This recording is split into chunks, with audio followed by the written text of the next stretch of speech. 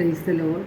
സ്നേഹമുള്ളവരെ, വിശുദ്ധ ലൂക്കായുടെ സുവിശേഷം 6-ാം അധ്യായം 46-ാം തിരുവചനത്തിൽ യേശു ചോദിക്കുന്നു, നിങ്ങൾ എന്നെ കർത്താവേ കർത്താവേ എന്ന് വിളിക്കുകയും ഞാൻ പറയുന്ന കാര്യങ്ങൾ പ്രവർത്തിക്കാതിരിക്കുകയും ചെയ്യുന്നത് എന്തുകൊണ്ട്? അതായത് നാം ദൈവത്തിൻ്റെ വചനങ്ങൾ അനുസരിക്കാത്തത് എന്തുകൊണ്ടാണ്? നാം പലപ്പോഴും ദൈവത്തിൻ്റെ കൽപ്പനകൾ ലംഘിച്ചുകൊണ്ടാണ് ജീവിക്കുന്നത്. മനുഷ്യ ജീവിതത്തിലുണ്ടാവുന്ന പ്രലോഭനങ്ങളും പ്രതിസന്ധികളും എല്ലാം നാം ദൈവത്തിൻ്റെ മുൻപിൽ അവതരിപ്പിക്കുകയും നാം ദൈവത്തോട് കർത്താവേ കർത്താവേ എന്ന് വിളിച്ച് അപേക്ഷിക്കുകയും ചെയ്യും. നമ്മുടെ പ്രശ്നങ്ങളും പ്രതിസന്ധികളും മാറിക്കിട്ടുവാനാണ് നാം ഈ പ്രാർത്ഥിക്കുന്നത്. എന്നാൽ കർത്താവ് നമ്മോട് ചോദിക്കുന്നത്, ഞാൻ പറയുന്ന കാര്യങ്ങൾ നിങ്ങൾ അനുസരിക്കാത്തത് എന്തുകൊണ്ട് എന്നാണ്. നാം യേശുവിനെ സ്നേഹിക്കുന്നവരും ബഹുമാനിക്കുന്നവരും നാം പ്രാർത്ഥിച്ചാൽ നമ്മുടെ പ്രാർത്ഥനകൾ ദൈവം കേൾക്കുമെന്നും നമ്മുടെ ആവശ്യങ്ങൾ നടത്തിത്തരും എന്ന് ബോധ്യമുള്ളതുകൊണ്ടാണ് നാം ദൈവത്തോട് പ്രാർത്ഥിക്കുന്നത്.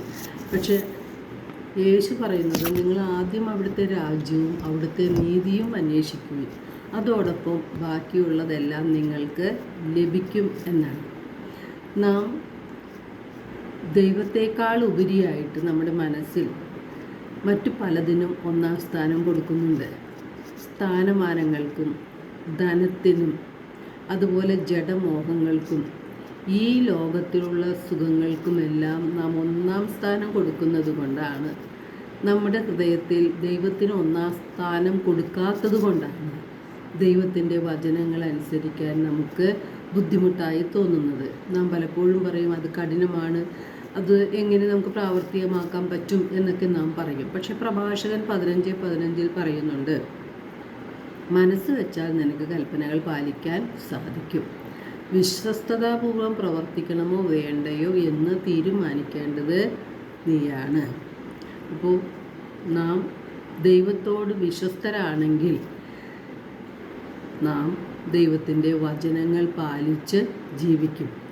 ദൈവം നമ്മളോട് പറയുന്നത്, വചനങ്ങൾ പാലിക്കാൻ പറയുന്നത് നമ്മുടെ ആത്മാക്കളെ രക്ഷിക്കുവാനായിട്ടാണ്. നമ്മുടെ ആത്മാക്കൾ നിത്യനാശത്തിലേക്ക് വീഴാതെ ആത്മാവിനെ രക്ഷിക്കണമെങ്കിൽ ദൈവത്തിൻ്റെ വചനങ്ങൾക്ക് പ്രാധാന്യം കൊടുക്കുകയും ആ വചനമനുസരിച്ച് നമ്മുടെ ജീവിത രീതികളെ ക്രമീകരിക്കുകയുമാണ് നാം ചെയ്യുന്നത്.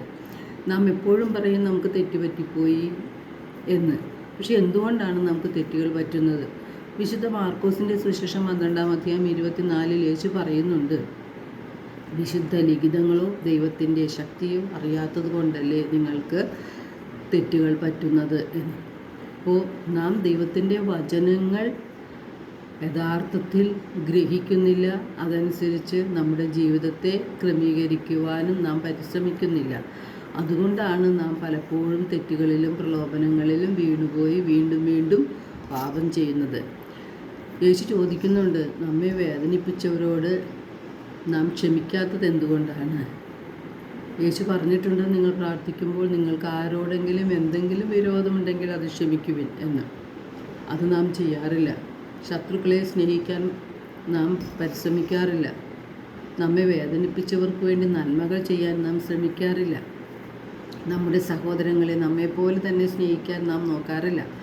നമ്മുടെ സ്വാർത്ഥതയും അഹങ്കാരവും മൂലം നാം നമ്മുടെ സമ്പത്തും കഴിവുകളും സമയവും മറ്റുള്ളവർക്ക് വേണ്ടി പങ്കുവയ്ക്കാൻ തയ്യാറാകുന്നില്ല. ഇതെല്ലാം ചെയ്യുമ്പോഴാണ് നാം ദൈവത്തിൻ്റെ ഹിതപ്രകാരം ജീവിക്കുന്നവരായി മാറുന്നത്.